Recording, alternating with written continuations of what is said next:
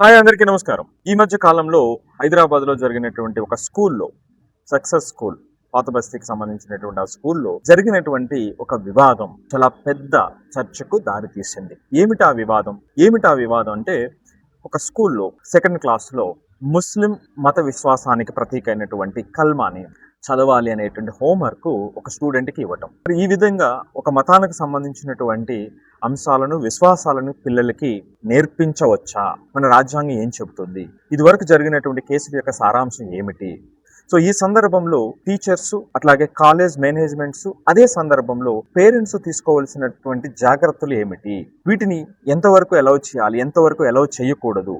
పిల్లల యొక్క రైట్స్ ని ఏ విధంగా ప్రొటెక్ట్ చేయాలి? సో ఈ ప్రొటెక్ట్ చేసేటువంటి క్రమంలో ఏ మతమైనా అయినప్పటికీ వాటిని ప్రొటెక్ట్ చేసేటువంటి విషయంలో ఎటువంటి ప్రోటోకాల్ ప్రతి స్కూలు, ప్రతి పేరెంట్ పాటించాల్సినటువంటి అవసరం ఉంది అనేటువంటిది ఈ సంఘటన మనకి తెలియజేస్తుంది. సో అసలు అక్కడ జరిగినటువంటి వివాదం ఏమిటి అంటే, 2వ క్లాస్ కి సంబంధించినటువంటి ఒక విద్యార్థికి రీడ్ కల్మా 1-2 అనేటువంటి ఒక హోంవర్క్ ఇవ్వటం. సో పేరెంట్స్ చూసి దాని మీద వెంటనే కంప్లైంట్ చేయటం, దాని మీద రియాక్ట్ అవ్వటం. సో అదే సందర్భంలో రెండోసారి మరలా సిమిలర్ ఇన్సిడెంట్ రిపీట్ అవటంతో వాళ్ళు అది బయటికి రావటం. సో దాని ద్వారా కొన్ని సంఘాలు దాని మీద ప్రతిస్పందించడం, ఇది ఒక వివాదానికి దారితీసింది నేషనల్ స్థాయిలో. ఈ సందర్భంలో స్కూల్ యాజమాన్యం చెబుతున్నటువంటి మాట ఏమిటి? స్కూల్ యాజమాన్యం చెబుతున్నటువంటిది, ఇది తెలిసిన వెంటనే ఆ టీచర్ని మేము టెర్మినేట్ చేసాము, సో పొరపాటున జరిగింది అనేటువంటిది చెబుతూనే మేనేజ్మెంట్ చెబుతున్నటువంటి మరొక మాట, 99% ఇక్కడ ముస్లిం పిల్లలు ఉంటారు, 1% నాన్ ముస్లిం పిల్లలు ఉంటారు అని చెబుతూ ఉంది. సో అంటే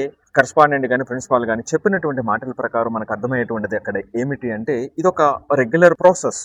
ముస్లిం పిల్లలకి ఆ రకమైనటువంటి సహకారాన్ని అందించడం, అటు పేరెంట్స్ సమ్మతతో అందించడం అనేటువంటిది జరుగుతుందేమో అనేటువంటిది ఇక్కడ వాళ్ళ మాటల ద్వారా అర్థమవుతుంది. సో ఆ సందర్భంలో ఈ నాన్ ముస్లిం పిల్లలు ఎవరైతే ఉందారో వాళ్ళని టీచర్ తెలుసుకోకుండా వాళ్ళకు కూడా ఆ హోంవర్క్ ఇవ్వటం అనేటువంటిది ఈ యొక్క సమస్యకి మూలం అని అర్థమవుతూ ఉంది. ఓకే, ఏదేమైనప్పటికీ కూడా ఈ సంఘటన మరొకసారి స్కూల్స్ సంబంధించినటువంటి యాజమాన్యాలకి, టీచర్స్ కి, పేరెంట్స్ కి ఒక్కసారి ఈ విషయానికి సంబంధించి మనకున్నటువంటి రైట్స్ ఏమిటి, మనకున్నటువంటి బాధ్యతలు ఏమిటి అర్థం చేసుకోవాల్సినటువంటి అవసరాన్ని తెలియజేస్తుంది. సో మరి దీనికి సంబంధించి అంటే ఒక దురదృష్టకరమైనటువంటి విషయం ఏమిటంటే, ఇది మనకి స్కూల్ ప్రాంగణంలో జరగటం.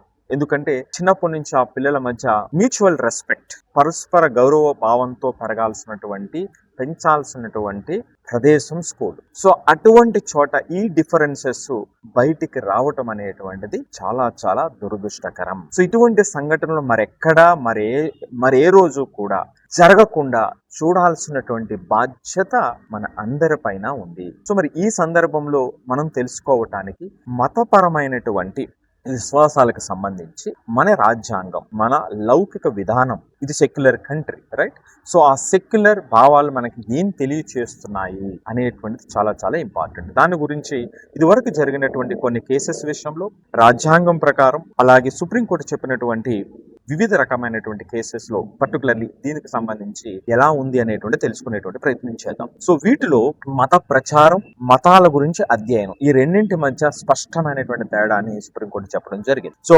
మతాలని తెలుసుకోవటం, అధ్యయనం చేయటం అనేటువంటిది ఒక స్టెప్ అయితే, ఒక విధానం అయితే, మతాలని బలవంతంగా వేరే వాళ్ళపై రుద్దటం అనేటువంటిది మరొక. సో ఈ రెండింటి మధ్య తేడా ఏమిటి అనేటువంటిది చాలా స్పష్టంగా చెప్పడం జరిగింది.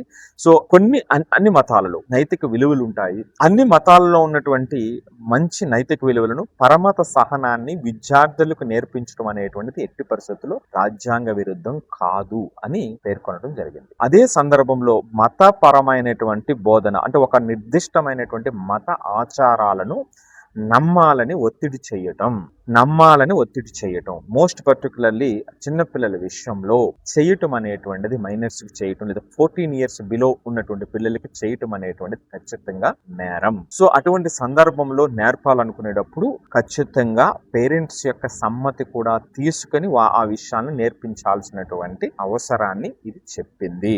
సో ఇది రెండింటి మధ్య ఉన్నటువంటి అంటే సాహిత్య సాంస్కృతిక కోణంలో నేర్చుకోవడం, తెలుసుకోవడం అనేటువంటిది ఏమాత్రం తప్పు కాదు. కానీ బలవంతంగా చొప్పించడం అనేటువంటిది తీవ్రమైనటువంటి నేరం. సో ఇది first point. The second point ఏమిటంటే, సహజంగా మనకి అసెంబ్లీస్ లో ఉదయం స్కూల్ అసెంబ్లీస్ లో ప్రార్థనలు అది ఉంటాయి. అది క్రిస్టియన్ మైనారిటీ అయితే ఒక రకమైనటువంటిది, జనరల్ స్కూల్స్ లో ఒకటి, సో హిందూ బేస్డ్ మేనేజ్మెంట్ ఉన్నటువంటిది ఒకటి, లేదా ముస్లిం మైనారిటీ అనేటువంటిది. వీటి సందర్భంలో ఎప్పుడైతే ఆ స్కూల్స్ విషయంలో ఈ ప్రార్థన జరిగేటువంటి సమయంలో ఆ పిల్లలకి మౌనంగా ఉండేటువంటి హక్కుని సుప్రీంకోర్టు నొక్కి వక్కానించింది. ఫర్ ఎగ్జాంపుల్, ఒక హిందూ సంబంధిత శ్లోకం గాని, ప్రార్థనా గీతం కానీ జరుగుతున్నటువంటి సందర్భంలో అక్కడ క్రిస్టియన్ గాని, ముస్లిం గాని పిల్లలు ఉండేటప్పుడు వాళ్ళు మౌనంగా ఉండేటువంటి హక్కుని వాళ్ళకి ఇచ్చింది. అదే క్రిస్టియన్ స్కూల్స్ ఏదైతే ఉన్నాయో ఆ మేనేజ్మెంట్ తో అక్కడ ప్రార్థనా గీతాలు అది జరిగేటప్పుడు అదే విధంగా హిందూ పిల్లలు కూడా మౌనంగా ఉండేటువంటి హక్కుని అది ప్రసాదించింది. సో కాబట్టి అది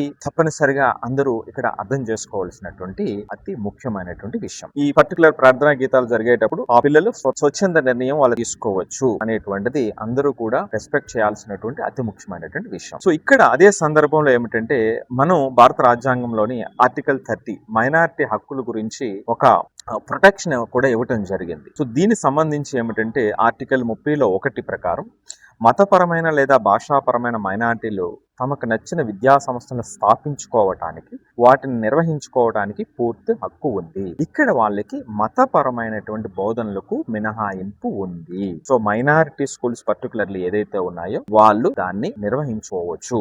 ఆర్టికల్ 28(1) ప్రభుత్వ నిధులతో నడిచేటువంటి పాఠశాలలో మత బోధనలు పూర్తిగా నిషేధం. కానీ ఆర్టికల్ 30 ప్రకారం మైనారిటీ విద్యా సంస్థల్లో మతపరమైనటువంటి బోధన బోధించుకోవచ్చు. కానీ అవి స్వయం ప్రతిపత్తితో పనిచేసేటువంటి విద్యా సంస్థలు కాదు, ప్రభుత్వ నియంత్రణకు అతీతం కావు. విద్యా ప్రమాణాలు, ఉపాధ్యాయ అర్హతలు, విద్యార్థుల ఆరోగ్యం మరియు జాతీయ భద్రత వంటి విషయాలు ఏదైతే ఉంటాయో అందులో తప్పనిసరిగా ప్రభుత్వం చేసేటువంటి నిబంధనలను తప్పనిసరిగా పాటించాలి అనేటువంటిది అతి ముఖ్యమైనటువంటి ఇంపార్టెంట్ పాయింట్. అంటే వాళ్ళ హక్కులను కాపాడుకుంటానే జాతీయ సమగ్రతకు సంబంధించి, లౌకిక విధానానికి సంబంధించి ఉన్నటువంటి నియమాలకు అది కట్టుబడి ఉండాల్సినటువంటి అవసరాన్ని చెబుతూ ఇక్కడ మరొక ముఖ్యమైనటువంటి విషయం. సో సిక్కుల విషయంలో తలపాగాను ధరించడం, హిజాబును ధరించడం, సో ఇవి కొన్ని విషయాల్లో మరి ఏ విధమైనటువంటి డిస్కషన్ జరిగింది అనేటువంటిది కొంతమందికి ఉండేటువంటి అనుమానం. సో పర్టికులర్లీ సిక్కు మతం సంబంధించి ఈవెన్